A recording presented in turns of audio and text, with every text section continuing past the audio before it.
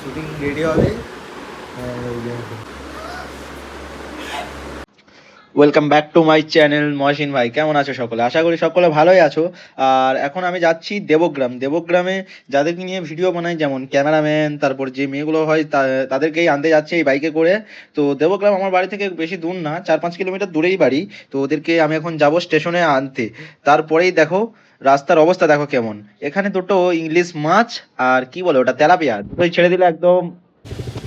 তারপরেই আর কি ওখান থেকে সোজা চলে আসলাম দেবগ্রাম স্টেশনে। তো এখানে রাস্তা হাই করে দিয়েছে, ও ফেস দেখাবে না বলছে। তারপরেই আমাদের মডেল চলে আসলো। ভালো আছেন ম্যাডাম? হ্যাঁ, ভালো আছি। বাবারি, হাই করে দাও। হাই। তারপরেই দেবগ্রাম স্টেশনে কিছু নাস্তা করার জন্য নিয়ে নিলাম পুরি। তো হে গাইস, তো এইমাত্র চলে আসলাম রোমে। এই দেখো, সারাদিন মেকআপ করতেই ব্যস্ত। তারপরেই আমাদের ক্যামেরাম্যানকে দেখাচ্ছি, দেখো এই হচ্ছে আমাদের ক্যামেরাম্যান। প্রচুর লাজুক, সালা এত ঢ্যামনা লাজুক না, প্রচুর লাজুক। কি আর বলবো, ওকে আমার খুবই ভালো লাগে মানে লাড়তে, মানে ইয়ার কি করি ওর থেকে, ওর কাছে সব থেকে বেশি। আরে এই দেখো আমাদের ডাইরেক্টর সাহেব। আরে বাবা, মিয়া খলিফা। আর এই দেখো সোফিয়া আনসারি। তো হ্যালো গাইস, এখন আমাদের খাওয়া দাওয়া স্টার্ট হয়েছে।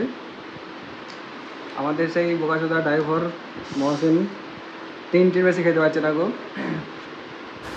তারপরেই খাওয়া দাওয়ার পর একটা কোল্ড ড্রিঙ্কস নিয়ে চলে আসলো আমার দাদা। তারপর আর কি, বাবা পুতুল পুতুল ভাব লাগছে তো। ও মা, তুমি পুতুল হবা, তুমি পুতুল হবা। হে গাইস, তো এইমাত্র শুটিং রেডি হবে। সোফিয়া আনসারি ফিল্ম, মিয়া খলিফার মতো লুক লাগছে পুরো একদম।